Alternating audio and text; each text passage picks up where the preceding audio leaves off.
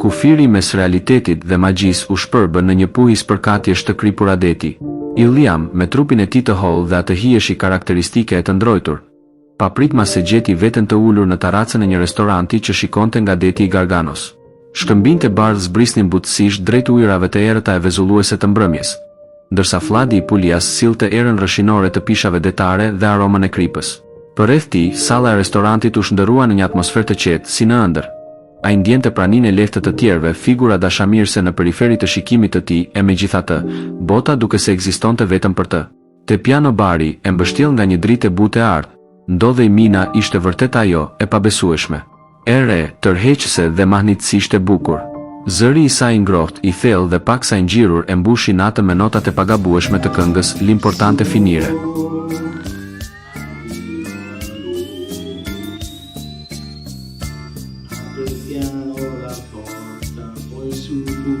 Sul letto e poi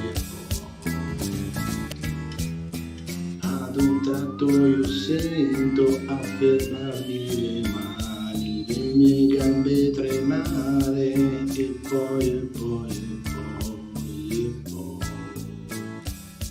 spegne adagio la luce, la sua bocca sul collo, al respiro un po' caldo, ho deciso lo mollo.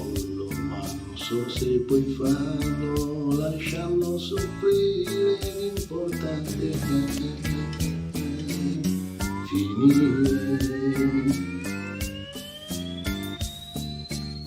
Çdo notë e këngës vibronte në ajër, duke shtuar ndjesinë e pezullimit dhe atë marramendje të mrekullueshme që i trazonte kraharorin Iliamit.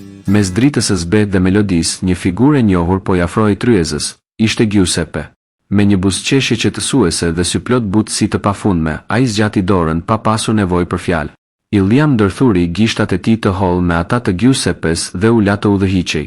Ata u përqafuan ngadalë, të mbështjellë nga përqafimi njëri tjetrit, ndërsa lëviznin në ritmin e muzikës dhe zhurmës së valeve në sfond. Trupat e tyre gjetën menjëherë një harmoni të përsosur. Iliam mbështeti kokën mbi supin e Giuseppes, mbylli sytë dhe shijoi ngrohtësinë e atij kontakti. Pastaj, me lehtësinë e pamajshme të një ëndre, taraca e restorantit dhe notat e këngës filluan të treteshin si mjegulla në diell. Në një çast magjie, bota përreth tyre ndryshoi formë. Ata e gjetën veten të shtrirë në një shtrat të madhe të butë, të zhytur plotësisht në një hapësirë të pafundme me margaritar të freskët.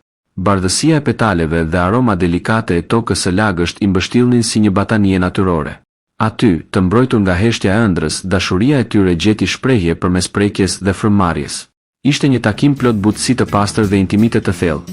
Giuseppe e mbante trupin e hollë të Iliamit me një gjestë mbrojtës, duke i përkëdhelur fytyrën dhe shpinën me një ngadalësi gati të shenjtë, para se të kërkonte buzët e tij në një puthje të gjatë e të sinqertë. Iliam ju dorëzua plotësisht asaj prekjeje, duke ju përgjigjur çdo përkëdhelje me pëshërtima të lehta dhe duke u kapur pas tij me besim absolut. Trupat e tyre kërkuan dhe u bashkuan në një valle të ëmbël e të rrjedhshme, pa nxitim, të udhëhequr vetëm nga gëzimi që i përkisnin njëri tjetrit.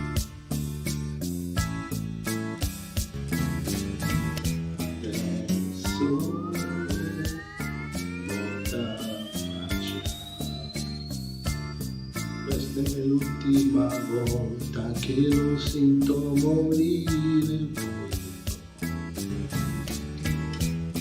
A talento da grande, lui ne fare l'amore, sa pigliare il mio cuore, poi.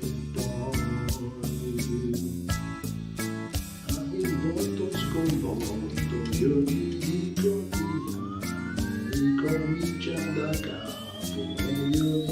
Respiro, non so se restano, poi farò morire, l'importante è finire.